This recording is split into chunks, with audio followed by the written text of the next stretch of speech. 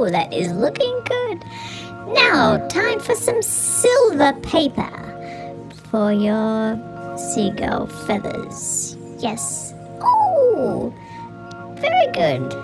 Now time for the white feathers. Pieces of paper, cut them up into little strips and stick them down for your seagull wing.